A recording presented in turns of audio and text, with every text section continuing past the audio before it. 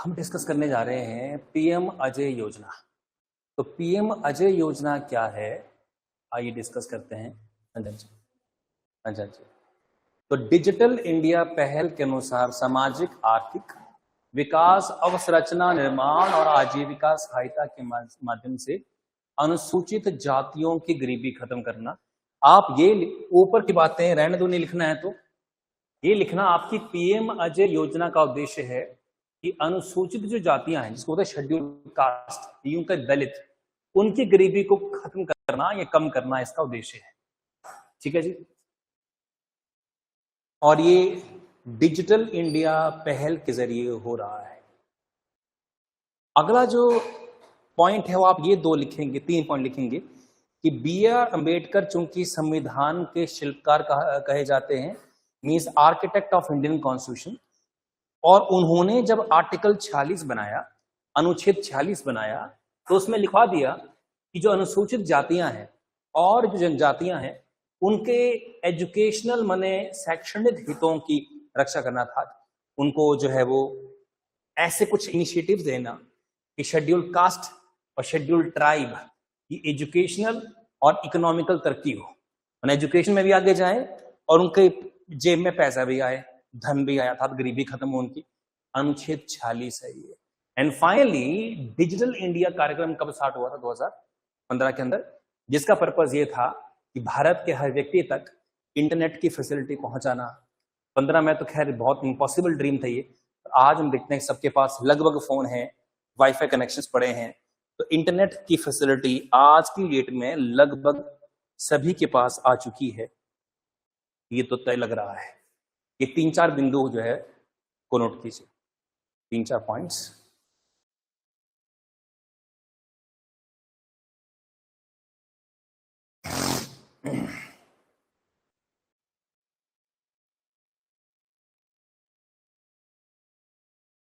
Done है जी, alright.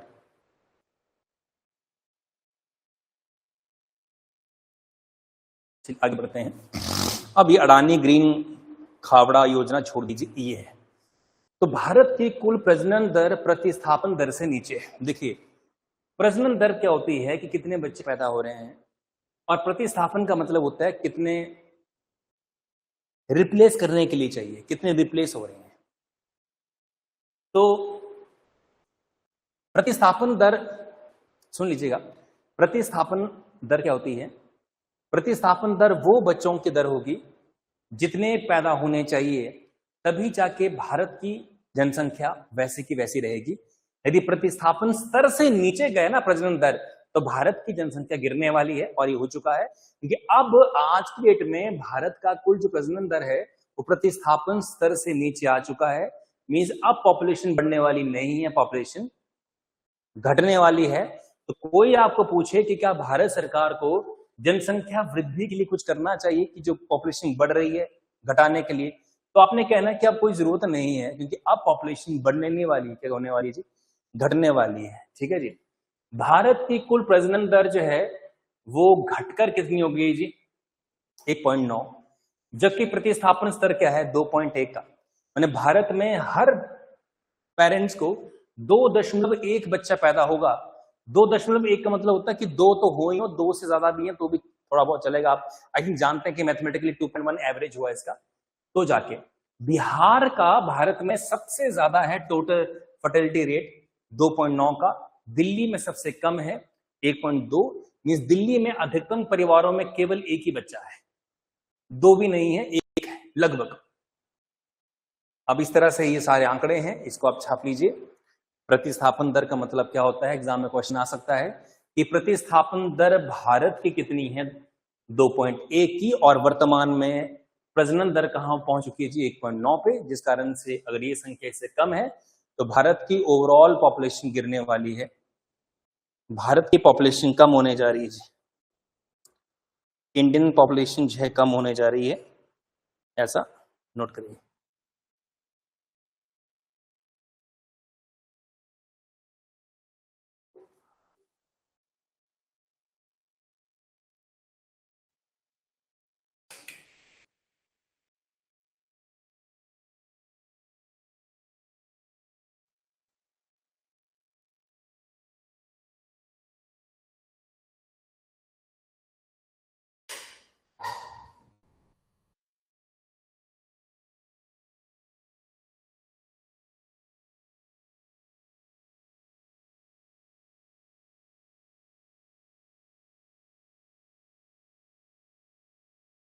Done जी, हो गया नोट। तो कोशिश करें कि टॉपिक को भी साथ साथ में समझे, टॉपिक की भी अंडरस्टैंडिंग जो है साथ साथ में लें। हटा दूं इसको, हो गया? Sure everyone? चलिए,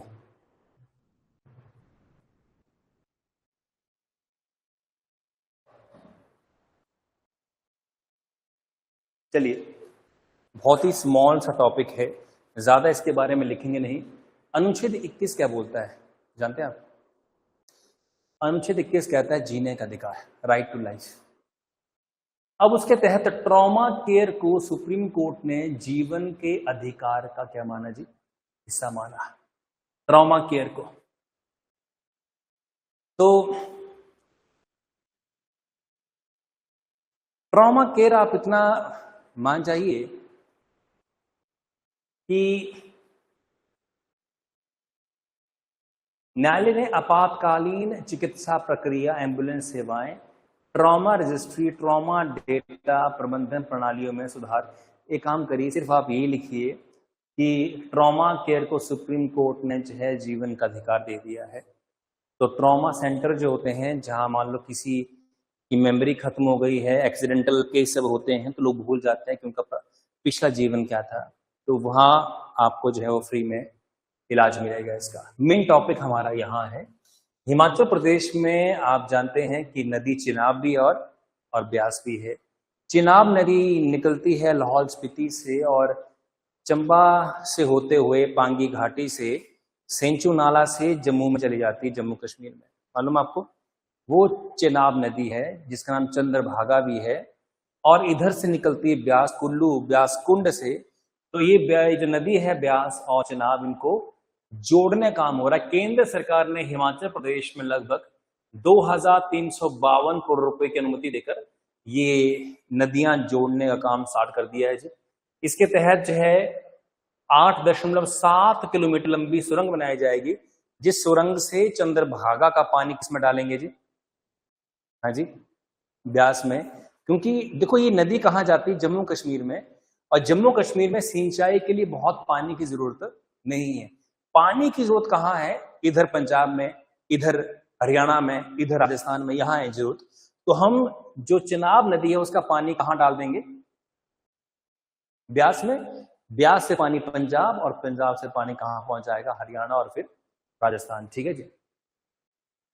परियोजना के प्रथम चरण में लाहौल घाटी के कोंगसर गांव से निकट चंद्र नदी पर बैराज बनेगा। बैराज माने एक तरह का वो होता है फाटे टाइप, तो फाटे का जहां से पानी डाइवर्ट करना है उसको तो बैराज यहां से होगा। ठीक है जी। अब इससे करने से ये भी होगा कि जब पानी इसका इस तरफ को मोड़ेंगे तो लगभग 4000 मेगावाट की अतिरिक्त बिजली भी पैदा हो जाएगी इससे। ये बेनिफिट है। 3-4 पॉइंट्स आप यहां से नोट कर लीजिए, फिर मैं आपको आगे लेकर जाता हूं।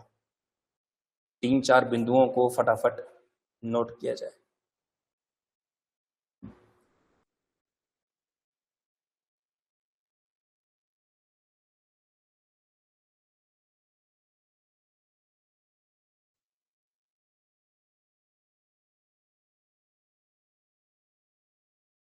हो गए जी?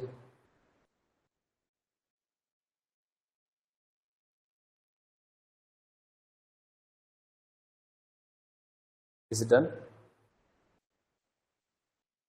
चलिए,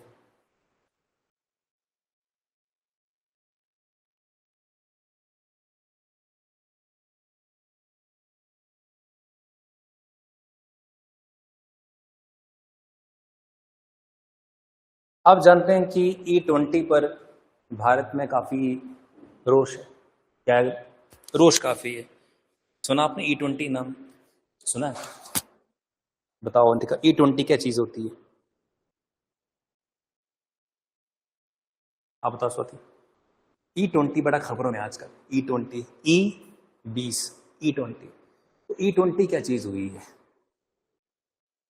बताओ, क्योंकि E85 हम डिस्कस करने जा रहे हैं, तो E20 हमको पहले मालूम होना चाहिए, फिर E85 की बात होगी। बताइए आप बताओ सुजल। हाँ, पेट्रोल के अंदर 20% होगा इथेनॉल, तो वो बन गई E20। अब E85 में क्या होगा? 85% इथेनॉल। इथेनॉल कहां से पैदा किया जाता है? शुगर केन से, गन्ने से, गेहूं से, चावल से, मक्की से। क्या पैदा होता है? इथेनॉल। इथेनॉल मतलब शराब, अल्कोहल, एक ही चीज है, बस थोड़ी सी उसकी उसमें कुछ अलग तरह की पैरामीटर्स पे बनाई जाती है। और इथेनॉल का मतलब क्या हुआ? Simply alcohol. जैसे गन्ने को जब पीसते हैं जूस निकालने के लिए, देखा होगा आपने ना, तो पहले तो निकलता है जूस गन्ने का, पर एक टाइम के बाद जब आप गन्ने के उसको बार बार घुमाओ तो लास्ट में काले काले रंग का कुछ पदार्थ निकलता है, देखा भी आपने वहां से, वो होता है इथेनॉल। समझा? तो बोलने का अर्थ क्या है कि E85 सरकार करने जा रही है हरित ऊर्जा को बढ़ावा। हरित का है क्योंकि ये जो ऊर्जा होगी, इथेनॉल कहां से आता है? खेतों से आता है। खेतों में गन्ना बार बार उगाएंगे, बार बार गेहूं पैदा करेंगे तो ईंधन बनता जाएगा। अदरवाइज पेट्रोल और डीजल तो प्रकृति में सीमित हैं, एक बार इस्तेमाल कर ली फिर वो खत्म हो जाएंगे। तो भारत ने कच्चे तेल के आयात को समाप्त करने के लिए या कम करने के लिए E85 ईंधन को भी लॉन्च कर दिया है जी। कई लोग कह रहे हैं कि E20 डालने से उनकी गाड़ी की एवरेज कम हो रही, खराब हो रही है, वो तो खैर चला हुआ है। तो 85% क्या होगा इसके अंदर? इथेनॉल। और 15% क्या होगा भाई? पेट्रोल होगा। तो सिर्फ 15% पेट्रोल लाएंगे बाहर से खरीद कर, इराक से, ईरान से, रूस, और बाकी 85% क्या डाल देंगे हम लोग? भारत के खेतों से आया हुआ गन्ने का जूस, मैंने इथेनॉल डाल देंगे। अगली बात, हमारे देश में पेट्रोलियम और प्राकृतिक गैस के मंत्री कौन है जी? हरदीप सिंह पुरी। जान लीजिए, एग्जाम में क्वेश्चन आ सकता है कि भारत के पेट्रोलियम मंत्री का नाम क्या है? तो हरदीप सिंह पुरी उनका नाम है, अंडरस्टैंड कीजिएगा। अब E85 ईंधन की कीमत जो है E20 के मुकाबले 20 रुपए क्या होगी? कम होगी। इथेनॉल कहां से आता है? गन्ने से आता है, मक्के से, चावल से, बायोमास से। लास्ट के 2 पॉइंट्स भी नोट कर लीजिए कि जो इथेनॉल आता कहां से है, और E85 से जो हमारा पेट्रोल का प्राइस होगा वो 20 रुपए कम हो जाएगा। इस अभी जो E20 पेट्रोल आ रहा है मार्केट में, उसका रेट है 100 रुपए के आसपास, तो 80 रुपए मिलेगा हमको E85। उसमें 85% क्या होगा? इथेनॉल होगा।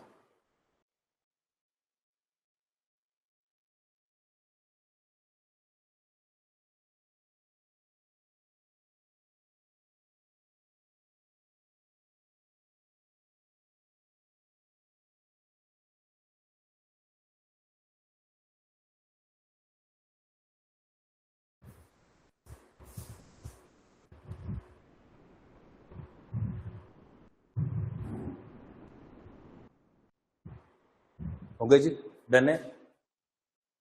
नेक्स्ट टॉपिक है, जम्मू में भारत के 7वें क्षेत्रीय मौसम विज्ञान केंद्र का जो है वो उद्घाटन हो गया है जम्मू के अंदर।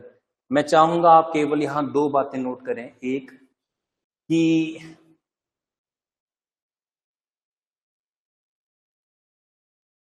मौसम विज्ञान के मंत्री कौन है? डॉक्टर जितेंद्र सिंह।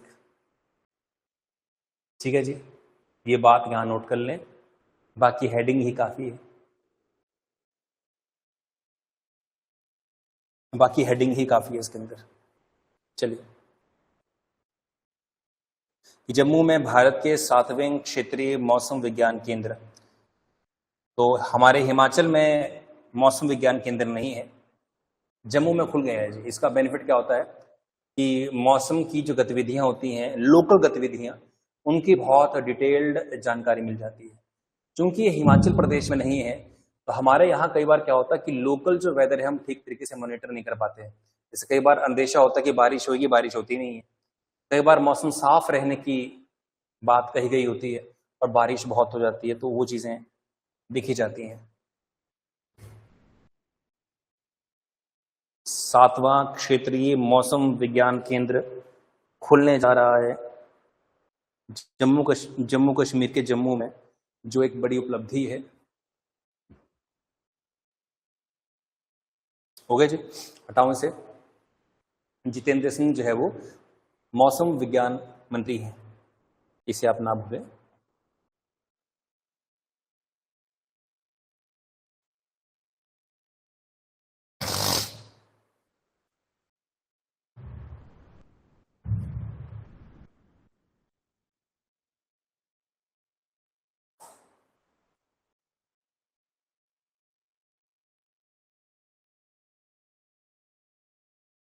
ये टॉपिक हमने एक दो बार पहले भी डिस्कस किया है कि भारत के प्रधानमंत्री मोदी जो हैं वो सबसे लंबे समय तक रहने वाले एक चुने हुए प्रधानमंत्री जो हैं वो बन गए हैं। जवाहरलाल नेहरू के रिकॉर्ड को भी तोड़ दिया है। तो एक तरह से मोदी जी 26 मई 2014 को पहली बार पीएम बने, अब तीसरी बार पीएम बन चुके हैं और इस तरह से सबसे लंबे समय तक रहने वाले पीएम बन चुके हैं। तो ये बात हमने पहले भी डिस्कस कर ली थी।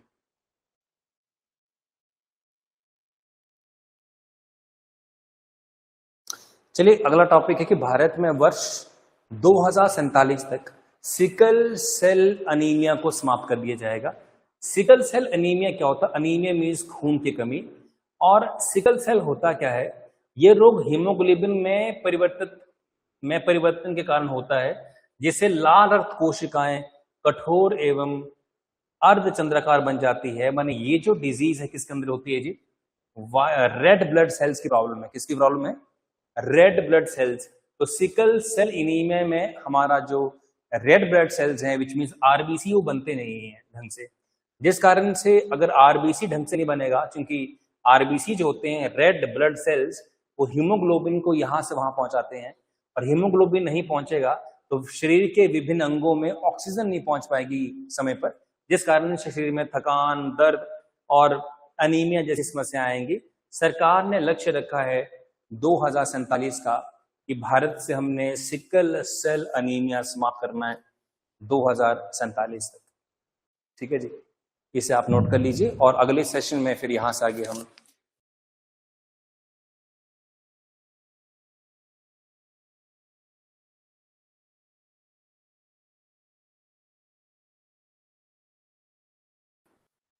तो जीके में करंट अफेयर्स काफी चीजें कल डिस्कस की हैं। अब ये टॉपिक को नोट कीजिएगा कि लद्दाख को मिलेगा भारत का पहला model border village. Village means गांव। तो लद्दाख में एक बॉर्डर जानते क्या होती है? लद्दाख आप जानते हैं बॉर्डर पे है, क्योंकि लद्दाख के परे क्या है जी? चाइना है, चीन है, और चीन ने कई बार लद्दाख के जरिए भारत पर आक्रमण करने की कोशिश की है। तो अब गवर्नमेंट की योजनाएं क्या होती हैं कि जो भी बॉर्डर वाले एरिया होते हैं वहां के लोगों के भीतर ऐसी भावना पैदा करना कि सरकार उनके लिए बहुत कुछ कर रही है। तो दैट इज वाई बॉर्डर वाले एरिया में काफी तरक्की होती है। इमेजिन करिए कि चंबा चीन के बॉर्डर में होता है। किसके बॉर्डर में होता है जी?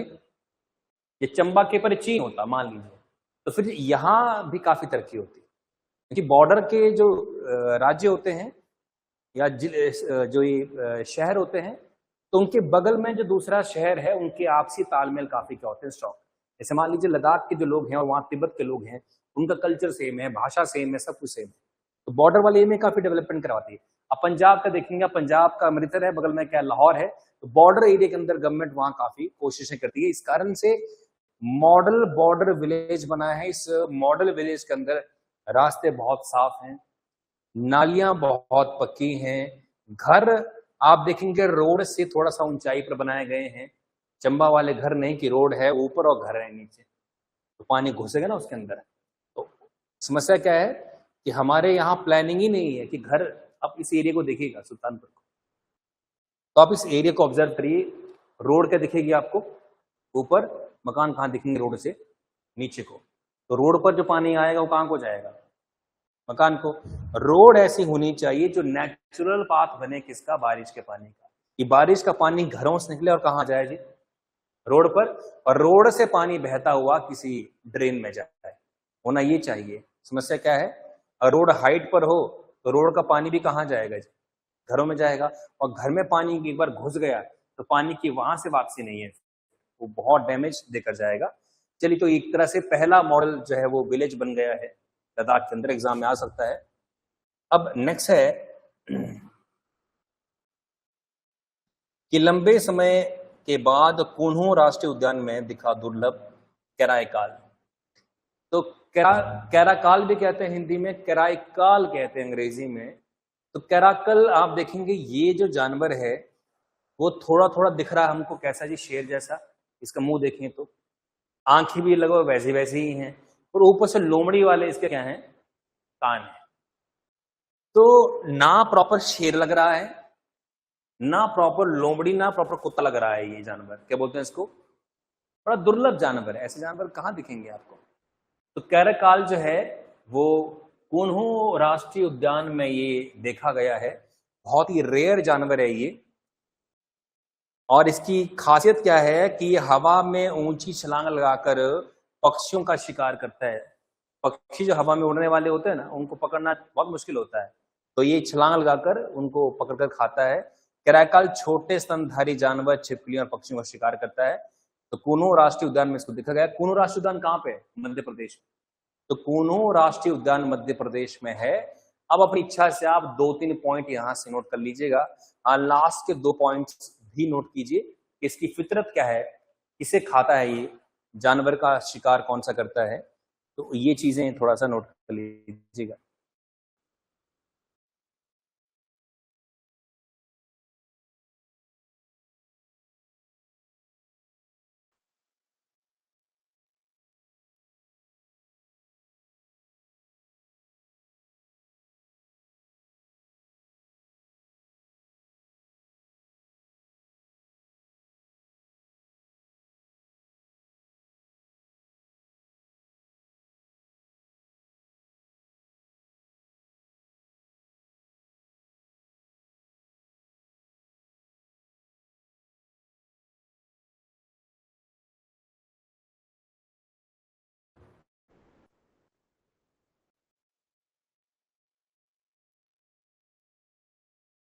हो गए जी,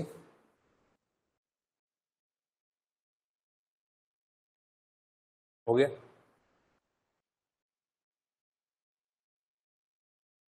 चलिए अजय, वैज्ञानिक नाम जो है कैरकल कहते हैं इसको, कैरकल। हर कोई जानवर जो होता है या पेड़ पौधे होते हैं, उनका एक साइंटिफिक नाम होता है, क्योंकि ये सिर्फ भारत में नहीं, वर्ल्ड के कई और जगह भी पाए जाते हैं। तो हर चीज का एक साइंटिफिक नाम होता है।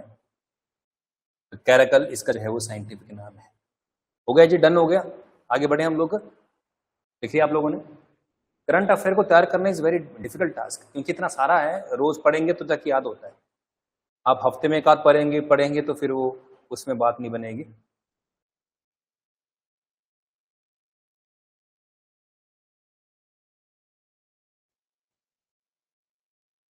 चलिए जी, अब मैं आपको बता दूं, इस टॉपिक पर जरा फोकस कीजिएगा। लिखा गया है कोट कोट कोट मार्क में कि भूल जाने का अधिकार। थोड़ी मीन बाय भूल जाना जी, भूल जाने का अधिकार मतलब क्या हुआ।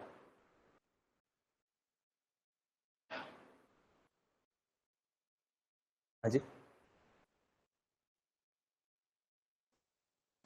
देखिए भूल जाने का मतलब ये हुआ,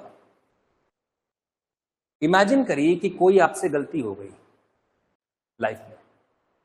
मान लीजिए आप पकड़े गए चिट्टा खरीदते हुए, मान लेते हैं, और पुलिस ने, मीडिया ने आपकी फोटो ले ली और ये सोशल मीडिया पर डाल दी कि फलना पर्सन चिट्टा पकड़ता हुआ, या फिर पुलिस नहीं, मान लो पंचायत के प्रधान ने डाल दी आपकी फोटो और आप पर कार्रवाई की मांग कर रहे हैं। गलती हो गई, गलती हो गई भाई, आपसे हो गया। अब आप पकड़े गए तो आपको सजा हुई 1 साल की, मान लीजिए, या 2 साल की, मान लीजिए सजा हो गया। 2 साल बाद फिर आप चाहते हैं कि अपना नया जीवन स्टार्ट करें, आप कोई बिजनेस करें, जॉब करें, परंतु सोशल मीडिया पर वो आपकी जो जानकारी प्रेजेंट है, कल परसों जब आपकी शादी की बात आएगी तो जो आस पड़ोस के लोग होते हैं वो क्या करेंगे, वो भेज देंगे फोटो सोशल मीडिया, देखो भी ये ऐसे ऐसे किया था इसने 2 साल पहले। इससे क्या होगा कि एक आदमी अपने जीवन में की गई गलतियों को भूल नहीं पाएगा। तो होना ये चाहिए कि हर आदमी का जो पास्ट है, यदि वो जानकारी इंपॉर्टेंट जानकारी नहीं है तो उसको इंटरनेट से इरेज कर देना चाहिए। एक एग्जांपल देता हूं आपको मैं। मान लो एक एक्ट्रेस है, कौन है, एक एक्ट्रेस है, जिसका नाम है मान लीजिए ये सुशांत सिंह राजपूत के साथ जिसकी शादी होने वाली थी, उसका नाम क्या था? रिया चक्रवर्ती। तो रिया जो चक्रवर्ती है, उनका पास्ट क्या है कि उनकी शादी किससे होने वाली थी? सुशांत सिंह राजपूत से। और सुशांत सिंह राजपूत ने आत्महत्या कर ली, जिसके बाद पब्लिक का गुस्सा किसको के ऊपर फूटा भाई? उस लड़की पर। अक्सर सोसाइटी ऐसी है कि किसी के ऊपर तो ब्लेम करना होता है। उसके बाद जो मीडिया रिया के पीछे भागी है, रिया फलना गाड़ी में है, कैमरामैन लाइव, वो उसके बिल्कुल पीछे पड़ गए। उसके बाद लगभग उस लड़की का कैरेक्टर जो है असैसिनेशन हो पड़ा। मैंने उसके बारे में शब्द कहे लोगों ने, गाली गलौज की लोगों ने, बहुत कुछ हुआ।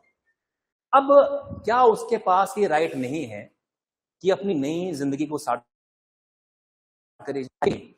पर जब भी वो फेसबुक या कुछ चलाती है तो कई बार उसको चीजें दिखती होंगी। तो मतलब क्या है कि इंटरनेट पर हमारी जो जानकारी पड़ी है उसको वहां से हटाया जाए, ये हमको अधिकार मिलना चाहिए। हाँ, वो जानकारी अगर इंपॉर्टेंट जानकारी है जिससे सरकार को, देश को फायदा होने वाला, फिर तो ठीक है। पर जिसमें हमारी बदनामी है खाली उस जानकारी से और कुछ और होने वाला है नहीं, तो वो तो निजी तौर पर हटा देना चाहिए उसको। चलिए, इलाहाबाद उच्च न्यायालय ने निर्णय लिया कि किशोर अवस्था में दर्ज अपराधी मामला जो भी है, तो उन्होंने कहा कि इस उसमें जो है, जो भी आदमी के, मोटे मोटे तौर पर बात यही है कि जो भी आदमी का जो पास्ट रहा है उसमें जो भी उसने कार्य किए हैं, यदि वो चाहता है कि वो चीजें हटा दी जाएं सोशल मीडिया से, तो वो हटाने की उसके पास क्या होनी चाहिए? एक तरह से राइट। इस आर्टिकल 21 के तहत लिखा गया है। एग्जाम में क्वेश्चन आ सकता है कि भूल जाने का अधिकार कौन से अधिकार में दर्ज किया गया? तो आर्टिकल 21 में मेरे बारे में, मेरा जो पास्ट था, उस पास्ट के बारे में कोई जानकारी जो है, हम जो आम लोग होते हैं जी, हम जो आम लोग हैं, हमारे जीवन में जो भी उथल पुथल मचती है वो खाली सीमित कहां तक होती है? हमारी फैमिली और गांव तक। और जो फेमस लोग होते हैं, क्रिकेटर्स हैं, एक्टर्स हैं, सिंगर हैं, उनकी लाइफ तो यूं उछाली जाती है इंटरनेट पर, रोज उछाली जाती है। उनके बारे में 2 बातें सही होती हैं, 200 बातें गलत होती हैं। 2 बातों से 200 बातें बना दी जाती हैं, जिस कारण से लगातार लोग ट्रोल करते हैं।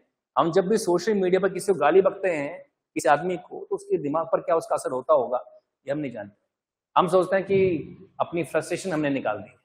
तो कई लोग हैं जो सोशल मीडिया पर किसी के पास्ट को लेकर भी बहुत सारी टिप्पणियां करते हैं, विच इज वेरी रॉन्ग। तो ये चीजें यहां से आपको जो याद करनी है। तो इलाहाबाद हाई कोर्ट है, उच्च न्यायालय है, एक बात है। दूसरी बात भूल जाने का अधिकार है, और तीसरी बात अनुच्छेद 21 है, ये आपने भूलनी नहीं है।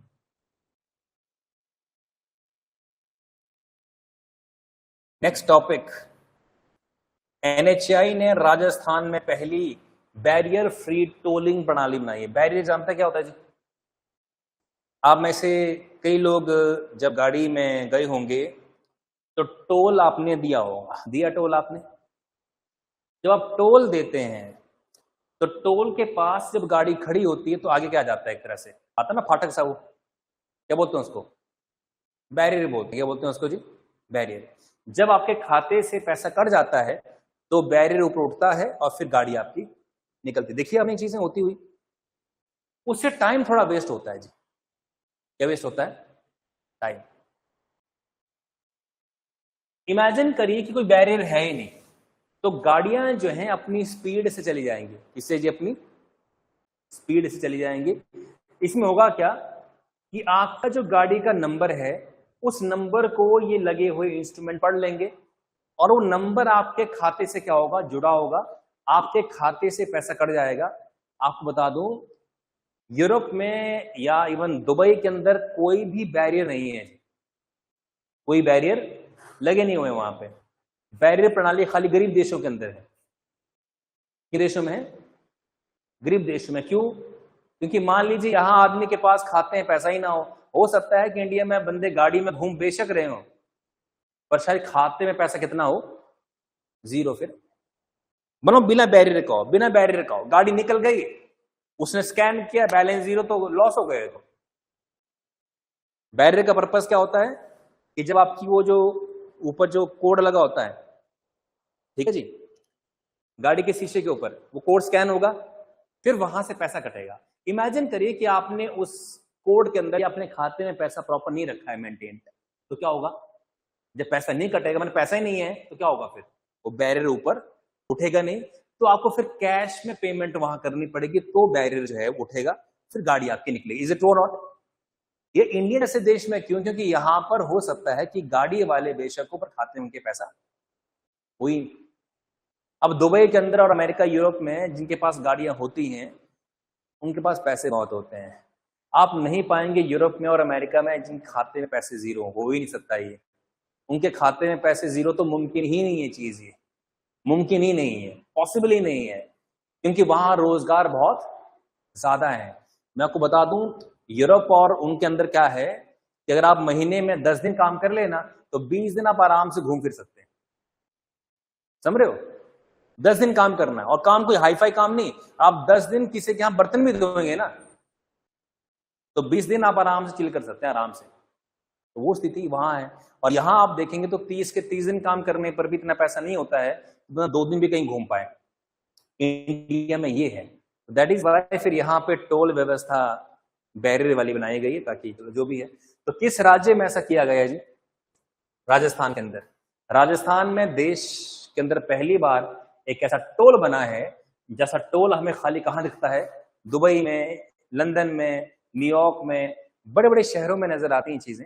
भारत में पहला ऐसा केस हुआ है, तो इसको छाप दीजिए। NH-48 है, जो दिल्ली और जयपुर जो है वो रास्ता है, दिल्ली जयपुर हाईवे पर NH-48 पर जो है एक टोल फ्री प्रणाली बनाई गई है, जिसमें आपका टोल कटेगा बिना कोई आपकी गाड़ी रोके हुए, सीधे गाड़ी निकल जाएगी और आपके खाते से ऑटोमेटिकली पैसे जो है कट जाएंगे। तो पहली टोल फ्री प्रणाली जो है वो तरह से बनाई गई है। This is very very important. ठीक है जी, ऑलराइट। चलिए, आज कुछ खास टॉपिक्स नहीं थे, कल मैं चुनिंदा टॉपिक्स लेकर आऊंगा आपसे डिस्कस करने के लिए।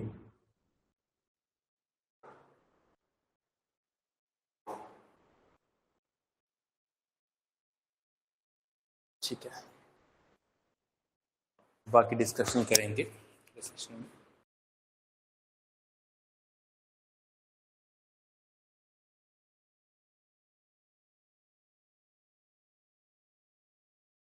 डिफाइन करता है। चलिए, तो डाल दीजिए हेडिंग कि क्यूएस वर्ल्ड यूनिवर्सिटी रैंकिंग 2027। यूं तो भारत दुनिया के अंदर 5वें स्थान पर है।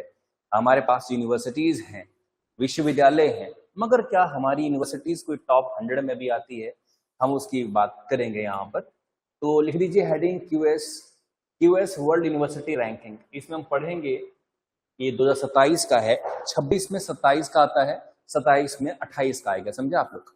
कई आंकड़े क्या होते हैं, इंडेक्सेस क्या होते हैं, 26 में आते हैं 25 वाले, और कई होते हैं कि 26 में आते हैं कौन से वाले, नेक्स्ट ईयर वाले, 27 वाले। वैसे वैसे मुख्य बिंदु यहाँ इंपॉर्टेंट है, क्यूएस यूनिवर्सिटी रैंकिंग में भारत का स्थान 5वां है। वेरी वेरी इंपॉर्टेंट है, एग्जाम में आ सकता है कि ओवरऑल रैंकिंग भारत को मिली कितनी है, 5वां। भारत की कितनी यूनिवर्सिटीज ने यहां जगह बनाई है इस रैंकिंग में? तो 52 यूनिवर्सिटीज। भारत की 52 यूनिवर्सिटीज ने इस रैंकिंग में अपनी जगह बनाई है, जो बड़ी बात है।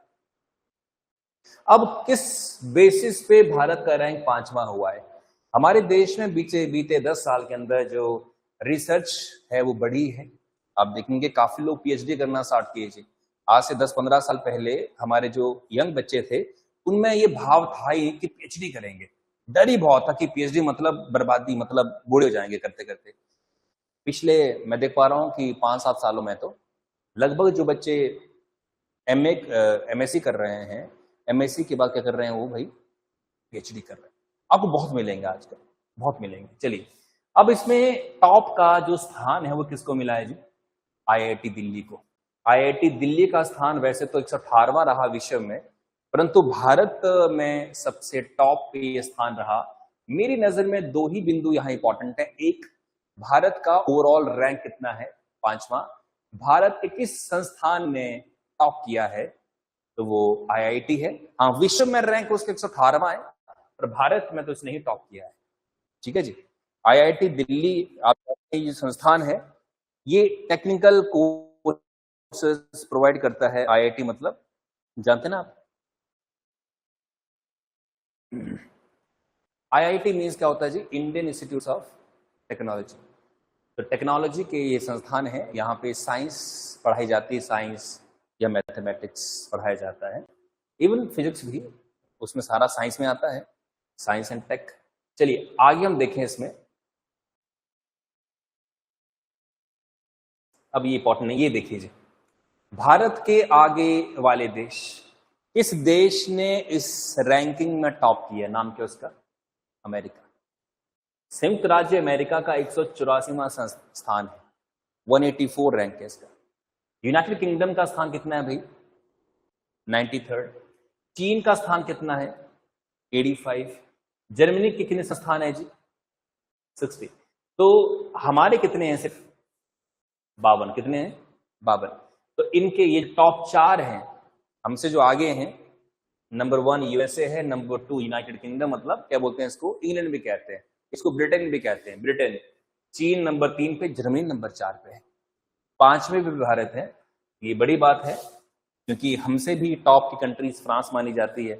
हमसे टॉप की कंट्री जो है अगर आप देखेंगे तो अगर आप ऊपर की तरफ जाएं, Norway, Sweden, Switzerland, Finland, New Zealand, बहुत कंट्रीज हैं जो हमसे ज्यादा दम रखती थी, मगर हमने अच्छा किया है। एजुकेशन में अच्छा कर रहे हैं हम लोग, ऐसी बात नहीं है। तो इस तरह से अगली बात, भारत में जो टॉप किया है वो आईआईटी दिल्ली है। नंबर 2 पे कौन है? आईआईटी बॉम्बे है। नंबर 3 पे आईआईटी मद्रास है।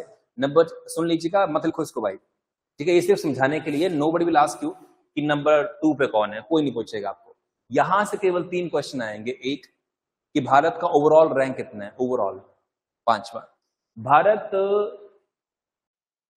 का कौन सा संस्थान टॉप किया है? आईआईटी दिल्ली, उसका रैंक क्या है?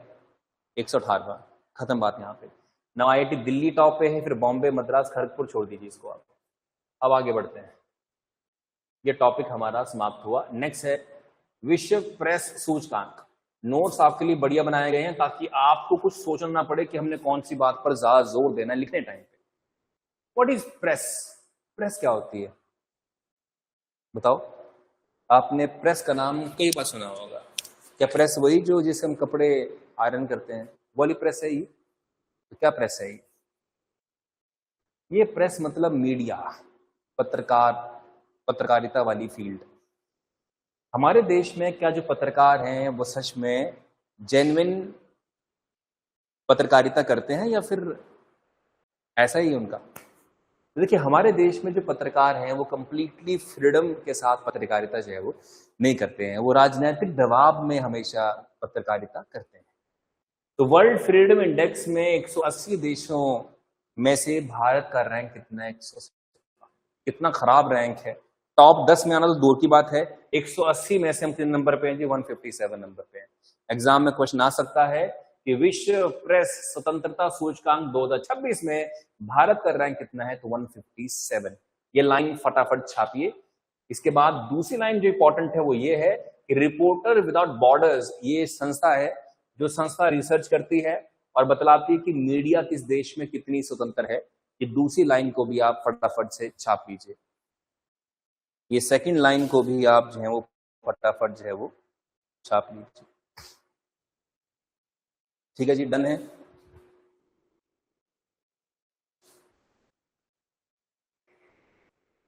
तो रिपोर्टर्स विदाउट बॉर्डर्स की सालाना रिपोर्ट के मुताबिक दुनिया भर में प्रेस की आजादी पिछले दशक में अपने सबसे कमजोर स्तर पर पहुंच गई है। तो स्थिति जो है वो ठीक नहीं है। फिलहाल 2 चीजें आप नोट करिएगा, आगे नहीं। ये 2 लाइंस आपने नहीं नोट करनी।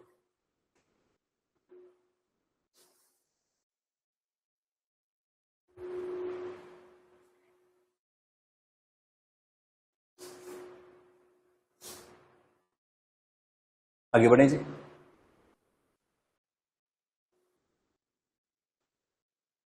अब विश्व प्रेस जो स्वतंत्रता सूचकांक होता है उसमें क्या किस किस आधार पर प्रेस की स्वतंत्रता को जांचा जाता है? एक, राजनीतिक वातावरण कैसा है, अर्थात उस देश के प्रधानमंत्री या उस देश के जो सरकार के लोग हैं वो मीडिया को लेके किस तरह से मतलब रहते हैं। अब देखो हमारी जो सरकारें हैं वो कभी भी प्रेस कॉन्फ्रेंसेस नहीं करती हैं। प्रेस उनसे तीखे सवाल जो है वो अगर पूछे तो थोड़े से नेता लोग जो हैं वो अकड़ जाते हैं या फिर थोड़ा सा उपटांग बातें करते हैं।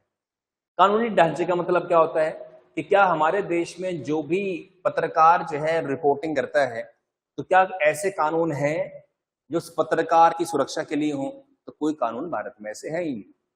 आती स्थितियां, क्या भारत में जो पत्रकारिता करते हैं क्या उनकी सैलरी अच्छी है? तो सैलरी उनकी अच्छी नहीं है।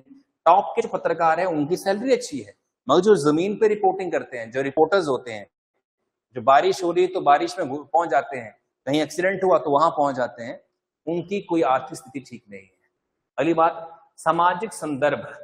सामाजिक संदर्भ का मतलब ये होता है कि सोसाइटी के अंदर जो पत्रकारिता है उसको लेकर राय क्या है। जैसे अभी आपने देखा कि दिल्ली में क्या हुआ, आंदोलन हुआ, जेनजी मूवमेंट हो गई और कॉकरोचेस वगैरह वो आ गए और मूवमेंट हुई। तो उसमें ये देखा गया कि जो यंग लोग हैं वो मीडिया को बर्दाश्त नहीं कर रहे हैं। उनका मानना है कि मीडिया जो है वो सरकार के इशारे पे चलती है और ये हमारे मुद्दे कभी नहीं उठाएगी। दैट इज वाई कई लोगों ने मीडिया के लोगों को वहां से भगा दिया। एंड फाइनली पत्रकारों की सुरक्षा।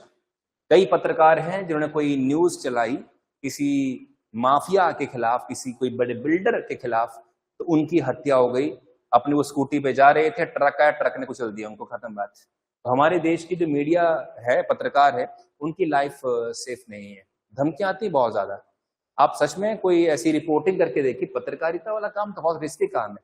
आपको अच्छी रिपोर्टिंग बनाइए, चलाइए उसे अपने पेज पर, तो आप आएंगे विद इन 10 मिनट्स आपको धमकी भरे के आएंगे जी। मान लीजिए आपने अपने पेज पर चला दिया कि हंसराज, डॉक्टर हंसराज के बारे में कुछ चला दिया आपने, तो क्या उनके सपोर्टर चुप रहेंगे? क्या लगता है?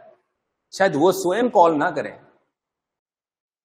हो सकता है कि खुद कॉल करेंगे तो ऐसा लगेगा कि नहीं वो सच में उन्होंने ऐसा कुछ काम किया है, तो आदमी खुद स्वयं कॉल नहीं करेगा। मगर उनके जो टीम के लोग होते हैं, जो उनके चाहने वाले हैं, तुरंत उस पत्रकार को धमकी दे डालेंगे कि तू हमें मिलना वहां पे, तो रात देर सवेर मत चलना, तेरे को तो हम ठोक देंगे साले, तेरे को हम ये कर देंगे। ऐसी धमकियां आ सकती हैं। तो क्या उस पत्रकार के द्वारा हिम्मत होगी कि उस पॉलिटिशियन पर या एबीसी कोई पॉलिटिशियन उन पर खबर चलाने की?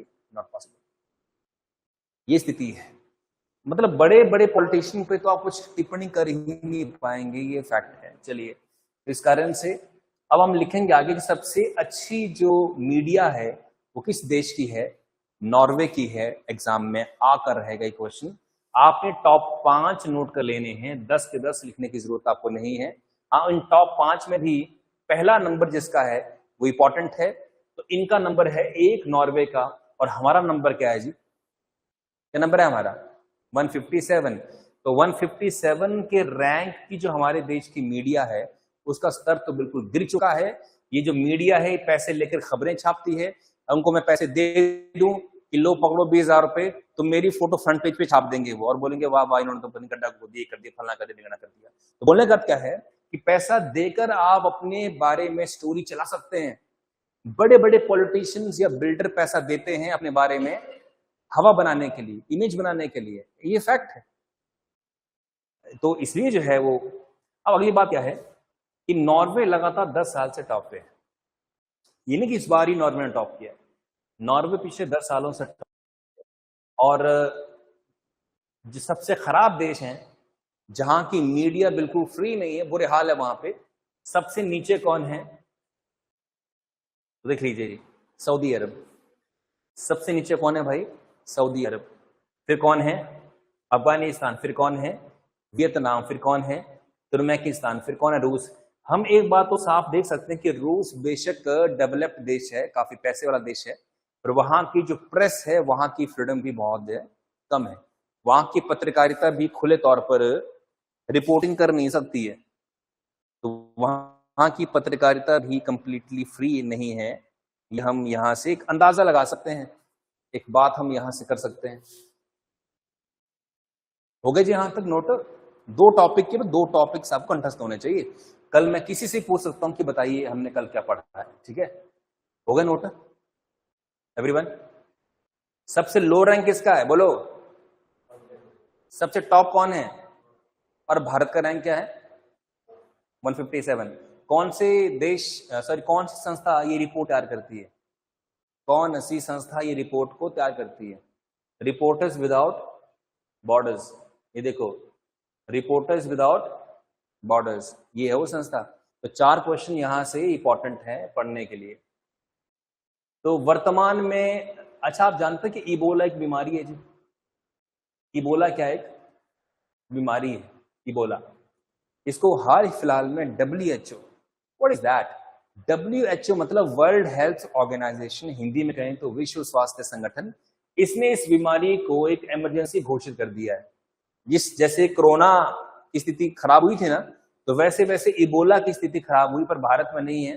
ज्यादातर ये अफ्रीका में बीमारी पाई जा रही है, पर चूंकि अफ्रीका के जो लोग हैं जिस देश में गए हैं उन्होंने वहां भी बीमारी जो है फैला दी है। इबोला की बीमारी भी बहुत खतरनाक है। कोविड-19 जैसी इमरजेंसी तो कहते नहीं है ये, पर फिर भी जिस तरीके से ये फैल रहा है तो काफी मौतें यहाँ से जो है वो हो रही हैं। अफ्रीका में काफी मौतें होती है। रीजन क्या है? देखिए, अफ्रीका में ज्यादा वायरसेस क्यों फैलते हैं? क्योंकि अफ्रीका के लोग जो हैं वो आज भी बड़े प्राचीन तरीके से जीते हैं, आज भी जानवरों को बहुत खाते हैं। इमेजिन करिए कि बंदर कहीं घूम रहा है जंगल में, बंदर को मार के खा लें। अच्छा, आप लोगों में से कितने नॉनवेज खाने वाले हैं? Please raise their hands. कितने हैं जो नॉनवेज खाते हैं? 3 लोग हुए। आप जब नॉनवेज खाते हैं तो क्या नॉनवेज वो आप किसी दुकान से लाते हैं या फिर जंगल में किसी जानवर को मारा और फिर उसे दुकान से लाते हैं? दुकान से लाने का मतलब ये हुआ कि या तो चिकन पोल्ट्री फार्म से बना है, पोल्ट्री फार्म में क्या होता है, प्रॉपर तरीके से उनको तैयार किया जाता है, या फिर उनको आपने जो है वो अगर मटन लिया है आपने तो वो जो गद्दी लोग हैं वो पालते हैं किनको, भेड़ बकरी को, तो वहां से लिया होगा। नाउ पॉइंट इज दैट अगर आप जंगल में जंगली मुर्गे को मार दें, वो जंगली मुर्गा क्या खाता होगा जंगल में? यूं तो मुर्गे खाते हैं कीड़े। क्या खाते हैं मुर्गे जी? कीड़े खाते हैं। मुर्गे क्या खाते होंगे? मुर्गे मुर्गी क्या खाते हैं? कीड़े खाते हैं। ये घास में कीड़े छुपे होते हैं तो घास में चोंच मारते कीड़े को खा लेते हैं। तो कीड़े मकोड़ों को कौन खाता है? मुर्गे हैं। मुर्गे को फिर रिसाइकिल हो गए कीड़े सारे के सारे। तो पॉइंट यहां ये है कि ये फिर भी नुकसानदेह नहीं है। और जो मुर्गे या जानवर जो जंगल में रहते हैं वो रहते हैं संपर्क में किसके? वायरस के। वायरस कहां पाया जाता है? जंगलों में, घने घने जंगलों के अंदर। वहां से ये जानवर में वायरस आता है। तो जंगली जानवर जिनको खाने की आदत होगी वहां जल्दी वायरस फैलेगा। तो अफ्रीका के जो लोग हैं वो जंगल में जाकर जानवरों को मारते हैं, आदि मानव टाइप, उन्हें बिना पकाए खाते हैं जी प्रॉपर। जब उनकी वीडियो देखिए आप, तो वो उन्होंने पानी में डाले तो उबाल रहे होते हैं और उबालते कुछ पता नहीं क्या कर रहे हो, भगवान जाने, वो तो उपटांग काम हो रहा है। तो बोलने का अगर ऐसे बिना अच्छे से पकाए हुए अगर आप जानवर खाएंगे, बैक्टीरिया, वायरसेस एंड जर्म आपके अंदर जाएंगे और फिर आप में अगर वायरस आया तो आपसे आगे फैलेगा, आपसे आगे फैलेगा और फैलता जाएगा। तो इस कारण से सब्जी जो या फिर जो शाकाहारी लोग होते हैं उनके कारण वायरस वगैरह तो नहीं फैल सकते, क्योंकि सब्जियों में वायरस है वो नहीं होते हैं। वायरस किस में आते हैं? जानवरों में। समझा आप लोग? तो शाकाहारी लोगों के जरिए वायरस नहीं आ सकता है। पर हाँ, जो मांसाहारी लोग हैं दे शुड टेक केयर कि जंगली कोई जानवर हो तो उसको प्रॉपर जो है वो क्या किया जाए जी, मतलब उसे प्रॉपर साफ तरीके। वैसे भी साफ क्या करना, जैसे मान लीजिए अगर कोई सूअर है और इसमें वायरस आ गया तो आपने जैसे सूअर को टच किया, वायरस आपके अंदर आ जाएगा, क्या कर लेंगे आप उसको? समझा? आप कोई जंगली बकरी है तो आपने उसे पकड़ा हाथों से तो वायरस आपके अंदर आ जाएगा, क्या कर लेंगे? तो ये समस्या है। तो इसलिए जो है इसको एग्जाम में क्वेश्चन क्या आएगा, यही आएगा कि हाल फिलहाल में WHO ने किस बीमारी को एक ग्लोबल इमरजेंसी घोषित किया है, तो नाम उसका होगा option A, B, C, D में इबोला। आपने टिक कर देना, बस खत्म बात।